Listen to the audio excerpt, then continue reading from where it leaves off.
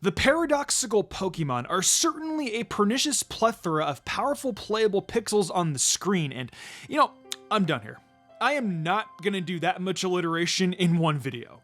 But yeah, you read the title and you know what this is about. We're ranking every Paradoxmon from weakest to strongest, specifically in the context of singles and what impact it has on its respective Smogon metagame, if any, since it would be boring just to talk about what this Pokemon does in exactly OU. And that gets really unfair to the weakest Paradoxmon. Now, because there are VGC players watching this, I will give credit where credit is due to the Doubles Demons, even if it doesn't impact overall list placing, because this is singles context. With that said, we are not going to be talking about Koraidon and Miraidon in this video, as there's already 20 Pokemon here to talk about, and that's a lot. If you want them to have their own videos, let's hit 1250 likes, and then you can have your why the broken Ubers are so broken tangent. It'll be the opposite of how we went on about Seviper for 11 minutes. Oh yeah, I'm live on Twitch again, and Luna's World, Lo-Fi, I'm writing a book, y'all know the drill. Screamtail. Okay, this one just kinda hurts to talk about, because I adore Screamtail, and it is one of my personal favorites. Screamtail isn't even really bad per se, as much as it is slow. And no, not the speed stat. 111 is quite fast actually. By slow, I mean more of the fact that it has no way to pivot, or gain any real momentum. That kind of slow. Due to this lack of pivoting options, it's completely power crept by most Wish Passers without question, because all of the good Wish Passers have some means of getting into the Pokemon they're trying to heal up, like Flip Turn if you're a stupid annoying fish.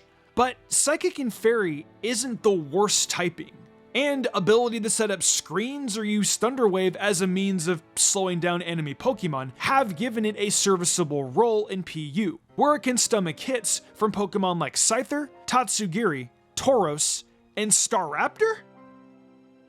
Oh man. Don't remind me. Recommended Terra?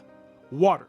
I will always recommend Water or Fairy as a defensive Terra, and since this is already Fairy, Water is the best choice. I will say, shoutouts to Screamtail for existing on Wolfie Glick's Perish Trap team. That's the world champ difference. Brute Bonnet is the Pokemon I expected to be the worst, because Grass in Dark is notoriously U-turn weak, which anything being ×4 weak to Bug is something I am ready to bastardize at a moment's notice. But Brute Bonnet has managed to find itself a somewhat comfortable home in NU, where it bullies male Basque Legion and is a solid partner with Ninetales. This is the same tier as Pokemon like Crocodile, Lycanroc Dusk, and Mew? Jesus. It tends to wield an Assault Vest and uses moves like Sucker Punch, Seed Bomb, Close Combat, and Crunch? They just couldn't give it knockoff, could they? Well, with or without it, Brute Bonnet does the job as a solidly bulky attacker who can dish hits and send them right back.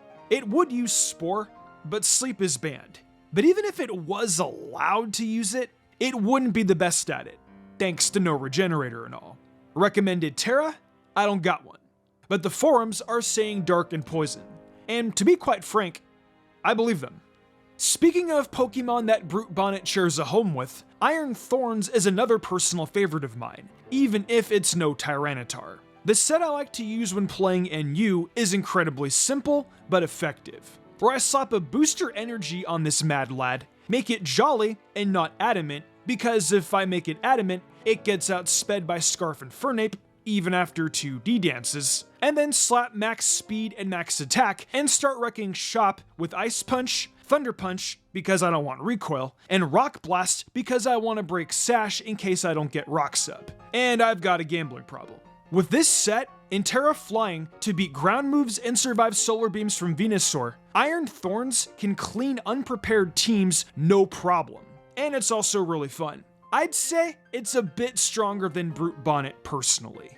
I know this is a paradox form of Volcarona, but to say that it feels more like a paradox form of Larvesta feels more accurate to me. But alas, this isn't what this is about. This is about the fact that this Pokemon somehow isn't in the upper half. Actually, the upper half consists of the most broken stuff ever, so I can kinda see why. Luckily, however, it's made itself an excellent home in the NU tier, where it can utterly throttle popular Pokemon like Empoleon, Chinchino, Bisharp, and Terrakion? Okay, then I suppose it makes sense as to why RU. Not like it's surviving UU with how things are. Okay, anyways, Slitherwing is incredibly versatile. It has a powerful banded set with First Impression, U-Turn, Close Combat, and Flare Blitz. And it has a potent Lefties or Boot set with Will-O-Wisp, Morning Sun, U-Turn, and Close Combat. There's also a Bulk Up variant with Leech Life, but it's much more rare. It hits like a truck, that's for sure. But due to its numerous weaknesses, its defensive profile can feel lacking, even with all that bulk. Despite that though, I'd say Slitherwing is pretty good. It's just not Roaring Moon or anything. Although, how do you get power crept by Low Kicks? Low Kicks is really just that guy, huh? Recommended Terra, Bug or Fire for the banded set, and for the bulkier Willow set, the forums say Steel. And I wouldn't know any better, because I use the banded set. Iron Leaves is a Pokemon I didn't expect to see banned from RU. I thought this Pokemon was fine, but I also didn't play very much RU. I just know that Iron Leaves kinda just sucks last I checked. Then again, I imagine that the booster speed set with Swords Dance, Terrafire, Fire Blast, and then like Close Combat and either Psyblade or Leaf Blade would bludgeon RU to a pulp, wouldn't it? What's gonna beat it? Empoleon? Chansey? Depending on the set, I could imagine Moltres? Either way, there weren't enough answers for its Swords Dance set in RU, and being able to pull a Jugulis and have a plus free 1 speed on switch-in, and having the bulk to set up Swords Dance and survive, and then get some guaranteed KOs in versus any remotely weakened team is, for lack of a better term, not fun to deal with. So I am not as well versed in Iron Jugulis. I know it once topped the OU ladder at one point, which was pretty sick, although I don't remember the fine details of it all. I do know, however, that it's been banned from RU. It utterly bludgeoned the tier with its powerful Hurricanes, Fire Blasts, and Dark Pulse while having Taunt for any wall that stood in its way. Booster Energy Quark Drive also let it raise its speed to, quite frankly, unfair levels that nothing could realistically keep up with unless you were exactly weather. In which case, Barraskewda didn't want to switch into it either. It was a losing game against Iron Jugulis, which are words I didn't think I'd say.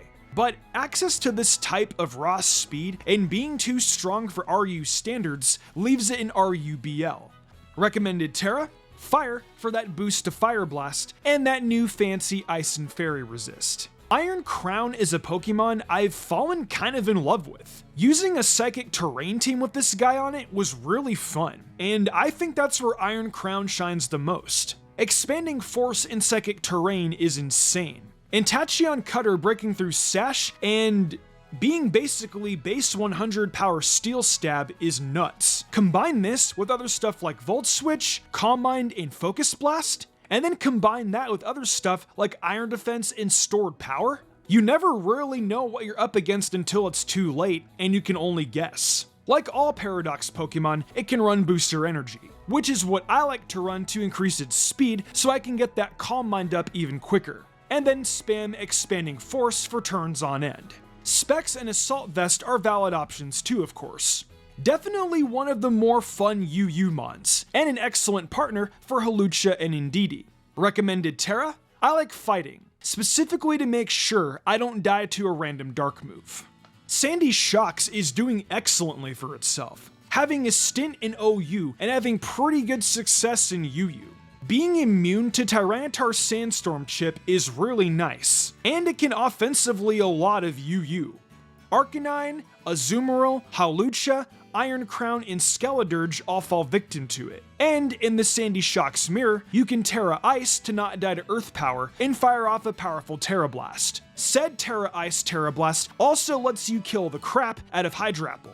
Earth Power, Volt Switch, Terra Blast Ice, and Thunderbolt do a lot for it. But that's not all it does. Sandy Shocks is also really good at setting rocks in spikes to set the pace of the match. It's also got some solid item versatility, ranging from booster energy to life orb to scarf, specs, and even focus sash if you really want to play the olden days of the Gen 4 lead slot. Sandy Shocks can do it all, and its fellow ground type Excadrill couldn't be more proud. Iron Boulder remains one of the best rock types in all of Pokemon. It just so happens that the only true good rock types anymore are Glimmora for Hazard Stack and Garganacl for just sitting there. It currently shares a home in UUBL, alongside Garchomp, Blaziken, and Pelipper. Pelipper being my favorite one to talk about. It dropped to like UU, and then quickly broke reign so badly that it had to get banned. What did Iron Boulder do in UU? The same thing Iron Leaves did to RU, but better. What does it do in OU? Nothing.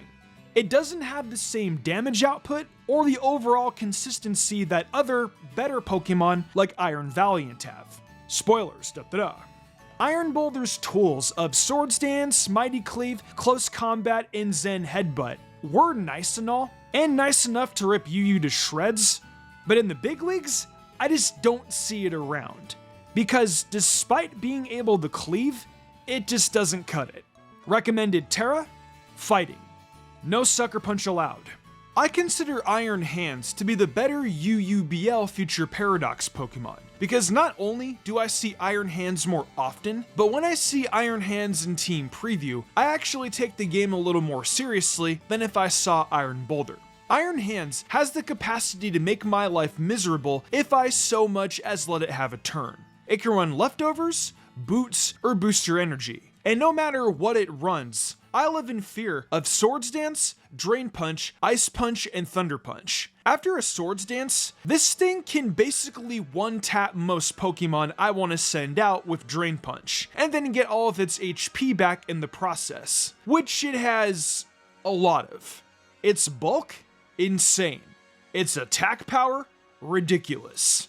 Its ability to make me cry? A little. Recommended Terra? Flying, because it beats ground.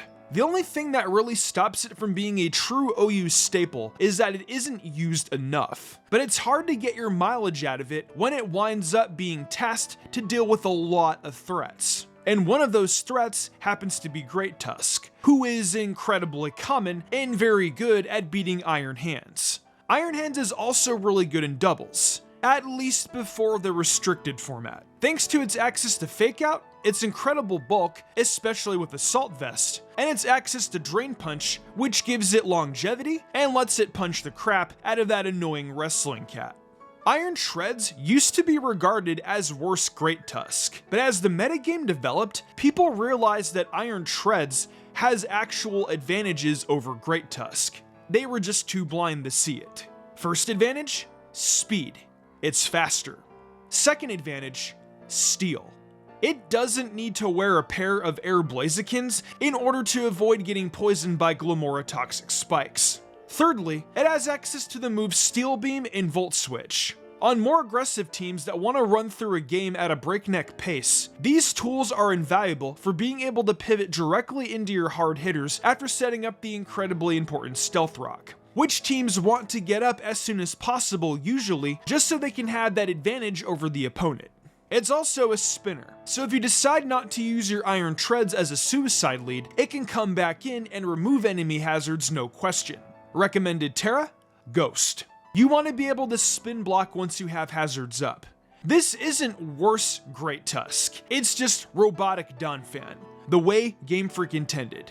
Walking Wake destroys all in its wake. Its sun boosted Hydro Steams, or even just booster special attack boosted, are so incredibly strong. You can play the Specs and Proto Special Attack set, so your sun boosted Hydro Steams can destroy defense where it stands. Or you can play the Specs Proto Speed variant to absolutely butcher offense with no remorse. There's also versions that have their cake and eat it too, using an agility set to outspeed everything in the game, and then using booster special attack Hydro Steams, Dragon Pulses, and Flamethrowers to decimate whatever it is in their path. Some forgo Specs for Life Orb to not lock themselves.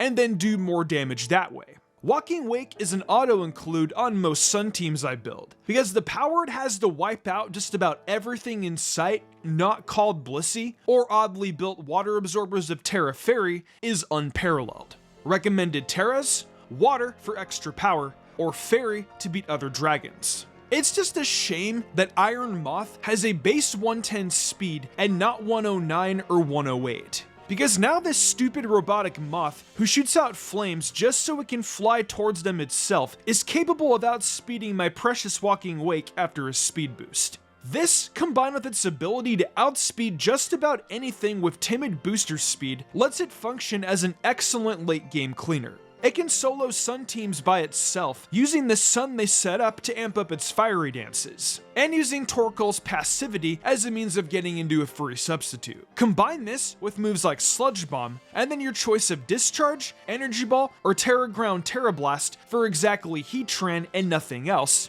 and you can basically become unstoppable with even so much as a turn of free setup. It's incredibly fast, incredibly strong, and incredible in the mid to late game at tearing the opposition to shreds. Recommended Terra? Like matchup Moth before it, you can never truly tell if it's fairy, ground, grass, or something else entirely. Roaring Moon is a dumb, stupid idiot Pokemon, and I love him for it. Despite having been banned at one point, I don't really think it deserved it. Nor do I think it's better than everything else above it on this list. This isn't to discredit Roaring Moon, I'm just explaining my opinion is all. With that said, don't let this explanation fool you into giving it exactly a single Dragon Dance. A Terra Flying, booster energy attack +1 speed, Roaring Moon is insanely threatening, and to an unhealthy degree. Acrobatics is insanely stupid coming from this thing. And then you get Knockoff and Earthquake as two other really good moves to use, and you're basically set. And that's not even the only set you can run. Choice Banded Outrages and Knockoffs, or Choice Scarf U-turns, are both absolutely excellent in their own right, and can make Roaring Moon so immediately threatening that an unprepared player quite literally won't know what to do against it. Recommended Terra? If you're booster energy, Flying. If you're anything else, probably Steel or Poison to resist Fairy, or Fairy itself to beat other dragons. I know Roaring Moon has popped up in VGC at some point, but my only knowledge of it in VGC is, weirdly enough, a GIF I like. Gouging Fire, similar to Roaring Moon, has the fun little thing of don't let it get Dragon Dance up. What makes Gouging Fire arguably more threatening is that while it may not have the speed Roaring Moon does, it is very bulky. It's able to take hits, and Burning Bulwark threatening burns makes attempting to hit it on the physical side potentially very risky. Morning Sun gives the bulkier variants recover while they're at it. And, Morning Sun also is boosted in Sun, where you'll be using it the most. Oh, and while you're at it, you're a fire type in this Sun who, thanks to photosynthesis, is getting an even greater boost to your attacking stat. Absolutely benign. Its Sun boosted Terrifier Choice Banded Raging Furies can 2-hit KO Dondozo. Personally though, I like Dragon Dance, Heat Crash, Earthquake, and Outrage/Dragon Claw with a pair of heavy duty boots. It's simple, and it works. Recommended Terra? Ground. And don't forget the Terra your Gouging Fire Ground versus an electric terrain team. Happened to my buddy once. Got hit with Nuzzle and lost the game due to a later paralysis. Definitely not his happiest moment. I believe before restricted formats, Gouging Fire had a solid place in VGC as a bulky attacker who used Burning Bulwark over Protect so it could only get burns on the opponent, which was incredibly scary. What more can I say about Iron Valiant that hasn't already been described in other YouTube videos? It can basically run any set it wants, and I'm just glad that Sleep is banned, so that way it can't use Hypnosis anymore. Wanna beat walls? Encore. Wanna sweep the late game? Boost your energy speed. Wanna play physical, special, or mixed? Well, take every option that you could want on every side of the spectrum, because why not? Specs, Scarf, Booster, Banded, Life Orb? Sure, go for it. The world is your oyster. The only real balance to this mon is that it lacks a special defense stat. but that's a worthy trade-off for being able to absolutely clean a late game with zero issues with the cavalcade of moves. Thunderbolt, Moonblast, Close Combat, Knockoff, Swords Dance, Aura Sphere, I could go on, but there are other Pokemon to cover. This Pokemon is good. That's all you need to know. Never leave home without it. Recommended Terra, Dark if you're doing Knockoff, Fairy if you're trying to win with Moonblast. Raging Bolt is a lot more obnoxious to me than anything. Every time I see this mon in team preview, I sigh in exhaustion, knowing that I'm bad at fighting it. I was gonna put it lower, but then I remembered this Pokemon's usage in OU is off the charts. And for good reason. It's just a Kingambit who uses Calm Mind instead of Swords Dance, and it has even more nuclear options than Kingambit, like Draco Meteor, while also being able to Volt Switch pivot. Specs Raging Bolt can do 1 billion damage. But the real meat and potatoes to this mon is its incredibly simple and obnoxious game plan to come in with Booster Energy, and then set up Calm Mind, and then spam Thunderclap. Yeah, when I said this was Kingambit, I meant it. Its signature move is just special attacking Sucker Punch. Recommended Terra? Well, every time I try to use a dragon move into it, it Terra Fairies. And yet, every time I predict the Terra Fairy, it stays as a dragon. It's primarily a skill issue, but that doesn't change that it makes me mad. Terra to beat dragons, or flying to beat exactly Great Tusk. I know Raging Bolt is still kind of good in VGC thanks to its access to Thunderclap as well as its incredible bulk. An Assault Vest Raging Bolt is incredibly tanky and very strong, and it's basically kind of like a Miraidon, but it doesn't take up your restricted slot in Regulation G, at least last I checked. I mean, it's Great Tusk, the greatest rapid spinner debatably of all time, capable of setting stealth rocks, having excellent bulk in the process, and then taking advantage of its high defense with body press. It then also has knockoff for utility, and is known to make excellent use of leftovers and heavy duty boots. It's an excellent offensive and defensive Pokemon alike that is splashable onto any OU team. And some people would go as far as to say that Great Tusk is absolutely mandatory even. It's such an excellent Pokemon at what it does, and that's just one side of it. The other side of the spectrum, as fate would have it, is that it's a highly dangerous booster speed sweeper. It invests in speed and HP for bulk and speed, and then uses booster energy to boost said speed, and then set up a bulk up or two before throttling any and everything with Ice Spinner, Close Combat, Headlong Rush, and sometimes even another rapid spin just to be sure it's faster than you just in case. When I say Great Tusk is the perfect Pokemon, I mean it. It's not just great, it's excellent. Recommended Terra? That's a pretty good question. Steel, ground, fighting, water, poison, ice, pretty much whatever works for you depending on what your team needs. That's what Great Tusk is for. Iron Bundle was broken. Who would have thought? Base 136 speed and 124 special attack, with the option to play Booster Energy, Specs, Life Orb, Heavy Duty Boots, or Lord knows what else, while having the unresisted power of Freeze Dry, Ice Beam, Hydro Pump, and pivoting in Flip Turn. These really are all the moves it needs to be broken. And it was even more so broken on Rain and Hail back in OU because of how easily it could abuse those weathers for its offensive and defensive purposes. Iron Bundle, in my opinion, is incredibly one-dimensional and a one-trick pony.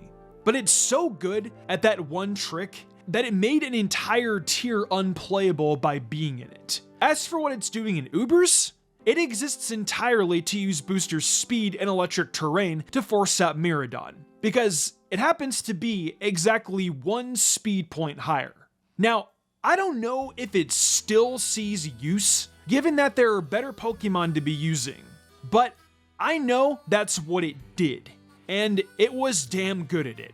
Recommended Terra, Water for rain teams, and Ice for snow teams. Fluttermane is just the stupidest Pokemon ever made. Methinks.